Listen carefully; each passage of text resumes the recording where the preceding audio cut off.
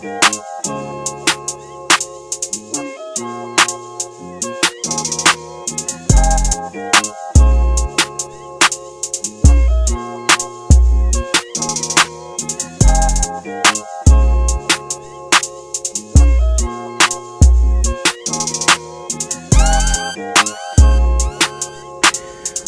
week 11 of 12 of my program.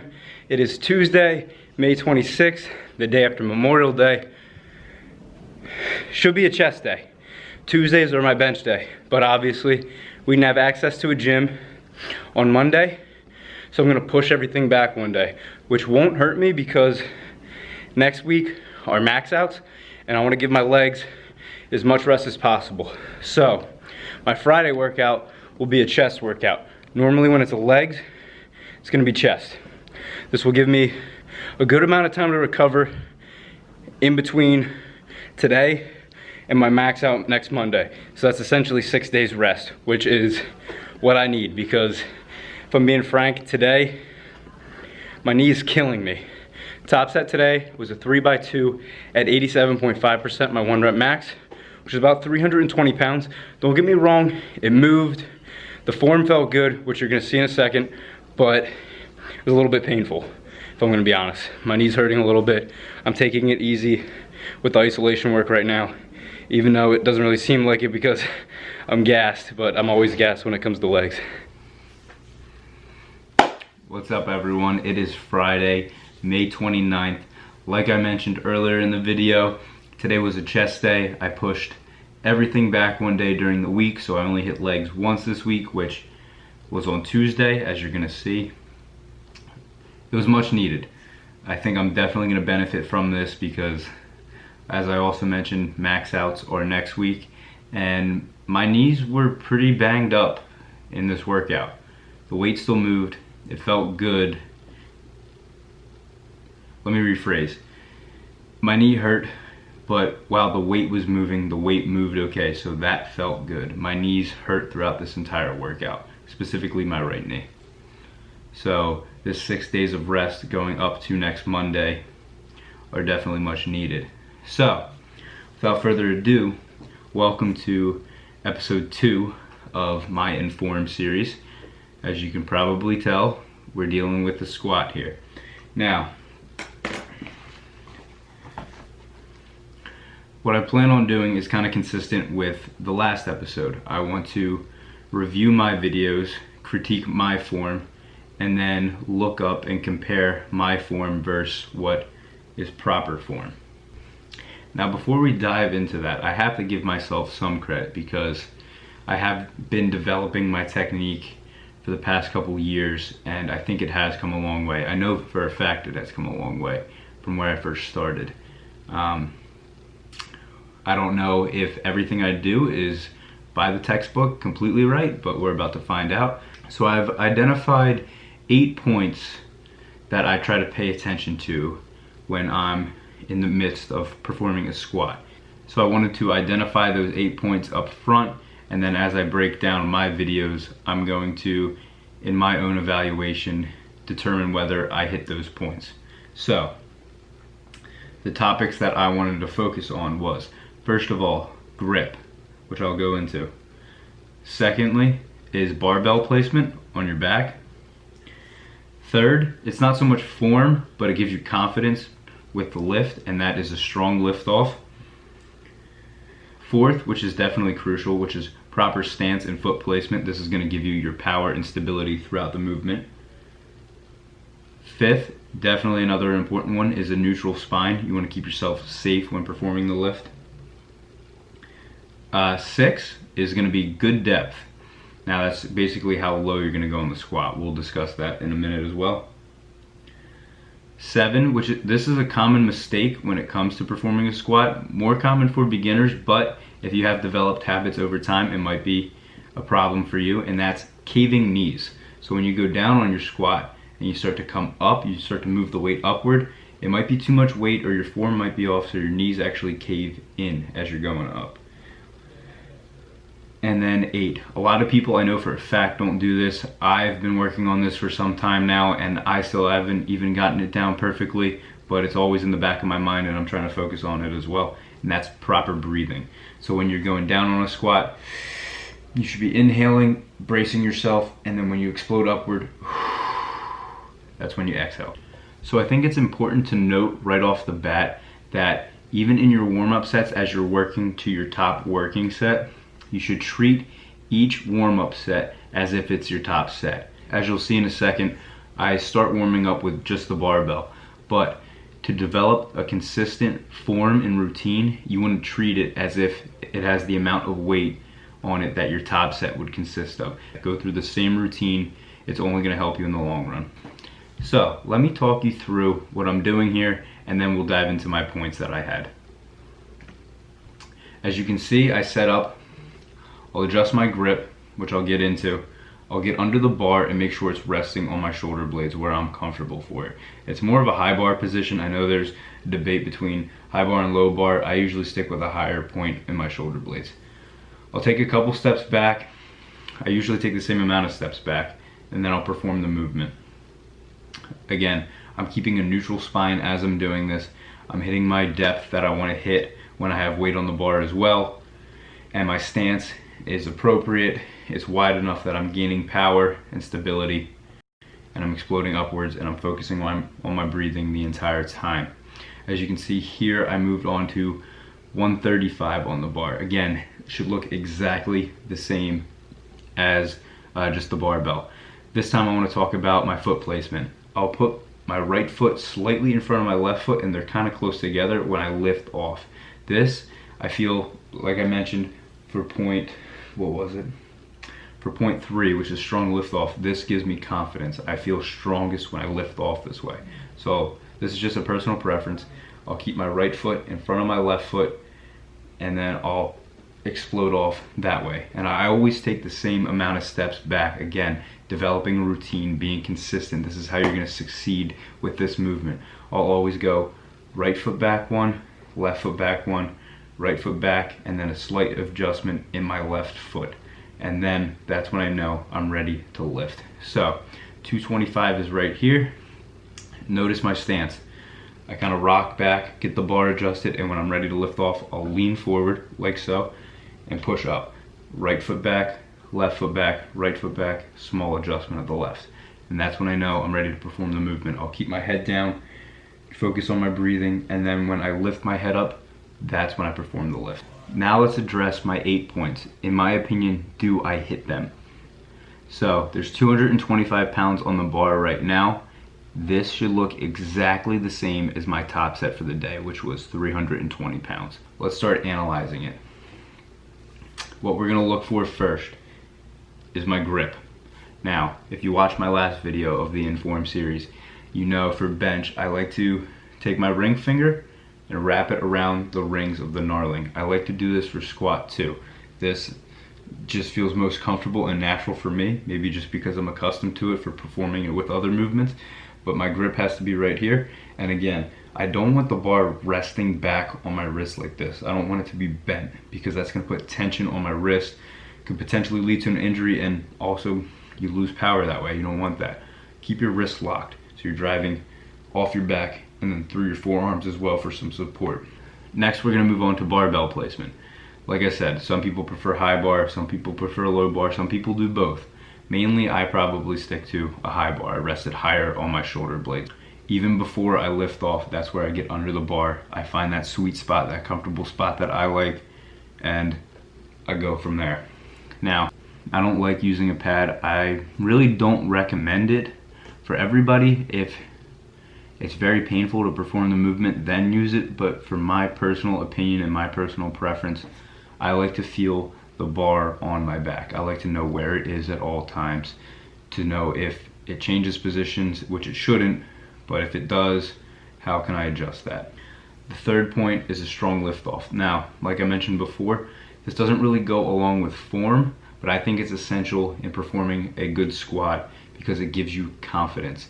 When I lift the barbell off the rack, that's immediately the sense I get. I'll know, okay, this is gonna be a hard lift, or I don't know if I'm gonna be able to pull this one out. As soon as I unrack that bar, I'll be able to tell. So the more powerful, with the more force you drive that bar up with, when you come off the rack, that gives you confidence.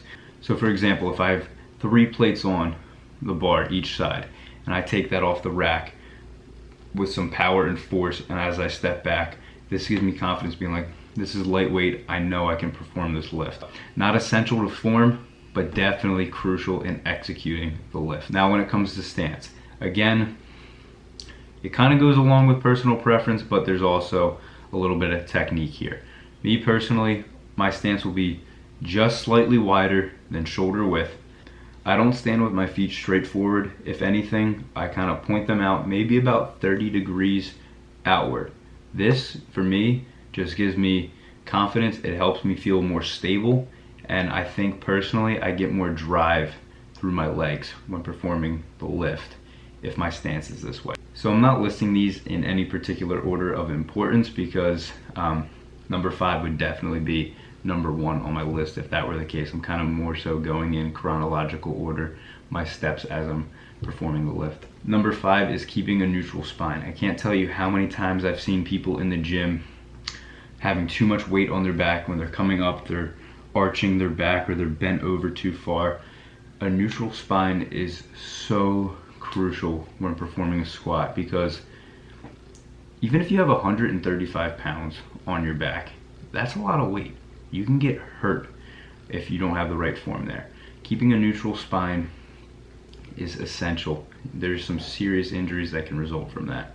So make sure you have a weight on your back that 1, you can control, and 2, if you can't control it, be smart enough to recognize it, because you don't want to hurt your back. When I have that bar on my back, I want my shoulder blades retracted, and as I'm going down, I don't want to arch, I don't want to bend over. I want to keep my spine as straight as I possibly can. So number 6 doesn't really go hand in hand with form, it's more so how much you get out of the movement, and that's good depth. So essentially I'm just saying make sure your range of motion is as good as it can be. When I'm performing a squat, I want my butt to dip slightly below my knees. This is how I know I'm hitting that full range of motion. I'm hitting every part of my legs, I'm hitting my glutes. I know I'm getting the most out of the lift. If you're not hitting your proper range of motion, your mobility might be lacking, which I would recommend taking the weight off and just practicing the movement with your body weight first. Or 2, like I pretty much just said, you have too much weight on the bar. So if you're not able to hit that full range of motion and you're mobile enough to do it, and you know you're mobile enough to do it, you definitely have too much weight on your back. Check your ego at the door, perform the movement right to get the most out of it. Number 7 definitely goes along with form. Common mistake for beginners, and as I mentioned earlier in the video, if you have been lifting for some time, maybe you just developed this as a habit. When your knees start to cave, 2 muscles are overactive in your legs. That means they're working harder than other specific muscles to compensate because other muscles are weaker. So the first one is the TFL, your tensor fasciae latae, and your other one is your vastus lateralis. This can lead to a couple of things. 1, again, you're not performing it with proper form. You're not getting an equal balance of drive in your legs and all your muscles. So that can lead to injury because you're not performing the movement correctly. 2, it can also lead to muscle imbalances. So if you're constantly caving your knees in and those muscles are overactive, those muscles are going to continually get stronger when performing the movement incorrectly. So you're more likely to perform the movement incorrectly next time because your body's accustomed to it. Those muscles are stronger, they're going to take over. Gradually work your way up with weight. It'll come. Get the form down first. And if you watched the last episode of Inform, you know one personal critique of mine on bench was proper breathing. I must say my breathing is a lot stronger here in a squat. I know mentally that's one thing I always think about when I'm performing a squat. When I have that bar on my back, before I perform the lift, before I go down, I have my head dipped. This is me focusing, picturing the movement, making sure every component is right before I perform the lift because I want to do it safely and properly. When I lift my head up, that is where I breathe in. When I start breathing in, that's when I drop. When I get to the bottom, I'm going to explode up and force that breath out. Practice this as much as possible. Start with low weight, get your breathing down, focus on it, because to be honest, if you haven't focused on it before, it's very hard to just jump right into it. It takes a lot of practice, as do most things. So, knowing all this now, let's see if I put my reasoning into practice. The first thing you'll see here is that I have 275 pounds on the bar. This is my last warm up before I hit my top set. So, got my grip right, I'm under the bar, finding that comfortable barbell position. I'm gonna lift off strong. I go right, left, left. I'm set. My stance is good. My head's down. This is where I'm focusing. And when you see my head lift, that's when I'm ready to perform the movement. Drop down, good depth, and I explode upward. I think I hit this for a double. I hit it for a double, and I feel good. I'm ready for the next lift. And here it is, my top set. This is 320 pounds. I did it for a 3x2. So I should hit 2 reps, and this should look exactly the same as when I had the barbell on. So, stance is good, getting comfortable again. My grip, I'm confident in. Strong lift off. Take the same amount of steps back. Again, it's all repetition. My head's down, I'm focusing. When I lift it, I'm breathing in, dropping. Great depth there. Explode up, kept a neutral spine the entire way, and completed the lift. This is just a different angle. Again, notice me, I'm leaning into the bar. I'm focusing on the lift here a little bit too, but I'm more so getting my grip right. When I'm ready, that's when I get under the bar. Finding that sweet spot on my shoulder blades. You'll know exactly what I'm talking about the more you practice it. Getting that sweet spot right. My stance, I know you can't see it here, but it's gonna be the same. Lift off strong. Again, same amount of steps back every single time. My feet are set, I'm confident, my head's down, focusing on the lift, it comes up, that's when I drop. Did you see what happened there? I fixed it the second time, but did you see what happened there? No? Let's rewind, let's check it again. Pay attention when I perform this first rep. I mentioned it earlier, it's a very common mistake for a lot of people, and admittedly, it happens to me sometimes too. So I don't know if this was because my form was a little bit off or I was fatigued, but notice, I take my step back, I'm set, watch what happens when I drop down and explode upward. Right knee, caved in. I was talking about that earlier. It's a very common mistake for people. One thing, I was very cognitive of it, of the fact that I did it, and when I performed that second rep, I fixed it. So, again, I want to err on the side of saying it was more so fatigue. I wasn't focused on exploding upward evenly throughout my legs, and the fact that I had that mental lack of concentration right there, naturally, again, it's a natural response from your body, a safety mode that your body has. They caved in a little bit. When I got to the top of the rep, I knew it because I felt it, and that's when I said, all right, second rep, focus on driving up evenly. Don't let that knee cave in. And the last thing I wanted to address, as you can see in this clip right here, is just some accessories I use to help me perform the lift. I don't always use wrist wraps, but when I get to heavier weights and I'm feeling a little more fatigued, this just gives me a little extra support. I talked about earlier how important it is to keep your wrists in a neutral position. So if I feel like I need them, I'll definitely throw them on. There's no proper time to use it, there's no wrong time to use it. It all comes down to personal preference. And then again, I'll always, when I get to heavier weight, use a lifting belt. So what the lifting belt does, it helps you brace your core, which supports your back. It gives something for your abdominal wall to push up against and help you support your back. I personally like to keep it right below my first set of ribs and just above my belly button. Me personally, this gives me the most mobility while still giving me the support that I need. So use it as you see fit. Is my form correct?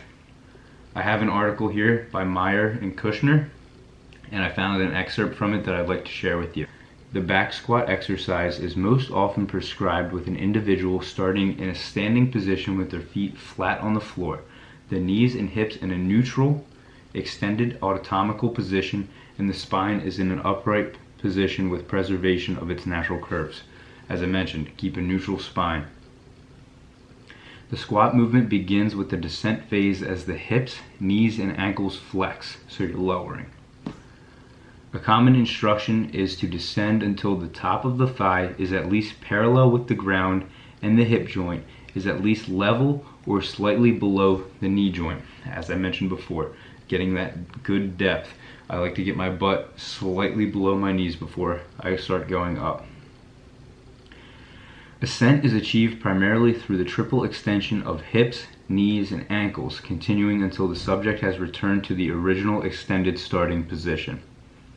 The posterior torso muscles, particularly the erector spine, are recruited via isometric muscle action to support an upright posture throughout the entire squat movement. Again, this is your back being in a neutral position, staying stable throughout the entire movement. Furthermore, the posterior torso muscles are assisted by the anterior and lateral abdominal muscles to further stiffen the torso by creating tension for the abdominal wall. Again, this is where your belt comes into play. It gives your abdominal wall something to push up against. Again, from Meyer and Kushner, this addresses the grip and the positioning of the bar. It states athletes are to be instructed to grip the dowel, in this case they use just a wooden pole instead of an actual barbell, with a protonated grip slightly greater than shoulder width apart, and assume a back squat setup with the dowel resting comfortably on their contracted upper back musculature. So, a little greater than shoulder width apart, that's what I intended to do with my ring fingers being on the ring of the knurling. That is greater than shoulder width apart, and you want the barbell resting comfortably on your back muscles that are retracted. Your scapula, your shoulder blade should be retracted. Allows you to be in a stronger position to keep that spine neutral. It also goes on to say specifically the dowel or the bar should be positioned across the posterior deltoids just below the C7 cervical spine. So you can, some people, cervical spine is more pronounced than others, but basically at the bottom of your neck. So basically at the bottom of your neck, right where your posterior deltoids are, that's where you want the bar to rest. That's where it's telling you to rest. The person should be taught to bend the bar, pull the bar into their traps, as this facilitates the back extenders, shoulder retractors, and the latimus, all of which stiffen the torso, adding to injury, resilience, and performance capabilities. Guys, again, exactly what I said. Picture, that was a good point. Picture bending the bar onto your traps. Again, this is all about keeping your core and your lower back safe so you can perform the movement correctly. It also addresses stance. So, it says the athlete should be instructed to assume an initial stance position with heels approximately shoulder width apart and toes pointing forward or slightly outward. Now I said I like to put my toes slightly outward. I estimated 30 degrees, but it says by no more than 10 degrees. It goes on to say a wide stance may increase patellofemoral and tibiofemoral compressive forces to the knee joint by up to 15% during descent. And on the other hand, if your stance is too narrow, it may increase the possibility of your knees translating forward and therefore heightening anterior shear forces. So again, if your stance is too wide or too narrow, it can lead to the risk of injury. So you just got to find that safe zone about shoulder width apart. And lastly, there's a couple more points that Meyer and Kushner pointed out that I thought it was worth mentioning. They also discussed head position. So when I told you I was performing my squat, I would always look down until I'm ready to perform the squat, and I would lift up. When I lift my head up and stare straight ahead, that's when I know I'm ready to perform the movement. So it says right here for head position, the athlete's head should be maintained in a neutral position in relation to the spine. The neck should be held in line of the plane of the torso. So if you notice in my video, the entire time I'm staring straight ahead. Again, keeping your spine as neutral as possible and minimizing the risk of injury. So they did mention breathing, and their research differs from my practice, and I don't want to debate them because obviously they're more qualified than I am, but I tend not to agree with this slightly. So by no means am I a doctor. I'm not telling you to practice one way or the other. I just made it known what I do, and they're making it known what they did in their research. So they stated that prior to the initiation of the descent phase, it is recommended for athletes to inhale, which is what I do as well, approximately 80% of maximal inhalation, and hold their breath to increase intra-abdominal pressure to enhance stability of the vertebral column. I agree with this completely. As you're going down, you're inhaling. You want to brace your back as much as possible, but they never mention exhaling as you explode upward. The only other thing that they mention is that this technique prepares the spine, which is a flexible rod, to bear a compressive load. I agree with that. However, as they're walking you through their procedure, they never mention exhaling as you're completing the lift. That I don't agree with. I think, as I mentioned before, it can lead to exertion migraine. I think exhaling is essential as you're exploding upward. So there you have it. All in all, I must say for myself, I am quite impressed with my form. It has definitely come a long way. It has not happened overnight. This has taken years of practice and trial and error and watching constant videos and reading literature and researching proper form. So I am very proud of how far my form has come. I think it correlates to how well my strength gains have been occurring when I perform a squat, and I'm only going to try to perfect my form, technique, routine more and more as I go on with this journey. So I hope you enjoyed this episode of Inform, this second episode. I learned a lot. There was definitely a lot more research on the squat compared to the bench. I hope I informed you as well so you can start practicing. I found a lot of value out of this. I took away a lot. It made me reassure what I'm doing is correct. It has given me the confidence to continue practicing what I have for some time now, and I hope it does the same for you. I hope you found value out of this. Thank you for tuning in. Let me know what you think. Comment down below, shoot the video a like, subscribe. Definitely follow me on Instagram. I'm always posting videos on there. I'm definitely more active on my Instagram. I post on there constantly, so shoot me a follow there. If you have any questions, leave a comment, drop me a DM. I'm always checking. I want to help you guys as much as I can. It's my passion. I enjoy doing it. I love doing it. So thanks again. I'll catch you next time. Remember, always loading, never not. I'll see everyone in the next one.